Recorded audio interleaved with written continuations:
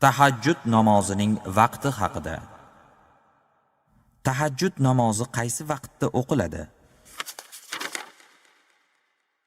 Bismillahirrohmanirrohim. Xufton namozini o'qib, biroz orom olgandan keyin o'qiladigan namoz tahajjud namozi deyiladi. Tahajjud namozini bomdod vaqti kirgunicha o'qisa bo'ladi. Kechaning oxirgi 3dan 1 qismida o'qish afzaldir.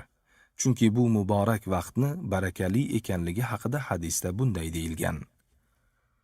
An Abi Hurayra radhiyallohu anhu anna an-nabiy sallallohu alayhi va sallam qala: ينزل ربنا تبارك وتعالى كل ليلة إلى السماء الدنيا حين يبقى ثلث الليل الآخر يقول: من يدعوني فأستجيب له، من يسألني فأعطيه، من يستغفرني فأغفر له.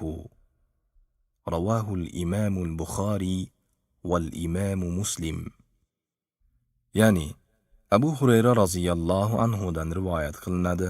Payg'ambarimiz sallallohu alayhi va sallam bunday dedilar: Robbimiz tabaraka va taolo har kecha tunning oxirgi 3dan 1 qolganda bu dunyo osmoniga tushadi. So'ngra kim menga duo qiladi, men uni ijobat qilaman. Kim mendan so'raydi, men unga so'raganini beraman. Kim menga istig'for aytadi, men uning gunohlarini kechiraman deydi. Imom Buxoriy va Imom Muslim rivoyati. Nafl namozlarning eng afzali tahajjud hisoblanadi. Bu borada payg'ambarimiz bunday deganlar: tungi namozda bardavom bo'ling, chunki u sizlardan oldingi mo'tabar zotlarning odati edi. Tungi sajda insonni Allohga yaqinlashtirib, yo'l qo'ygan gunohlardan forig' qiladi.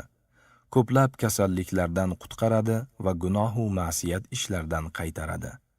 Imom Termiziy rivoyati. Tahajjud namozining eng kami 2 rakat, ko'pining esa chegarasi yo'q. Ba'zi ulamolar 8 rakat o'qisa ham bo'ladi deganlar. Tahajjud namozida ma'lum suralarni o'qish shart qilinmagan, uni 2 yoki 4 rakatdan o'qisa bo'ladi. Vallohu a'lam. O'zbekiston musulmonlari idorasi Fatvo hay'ati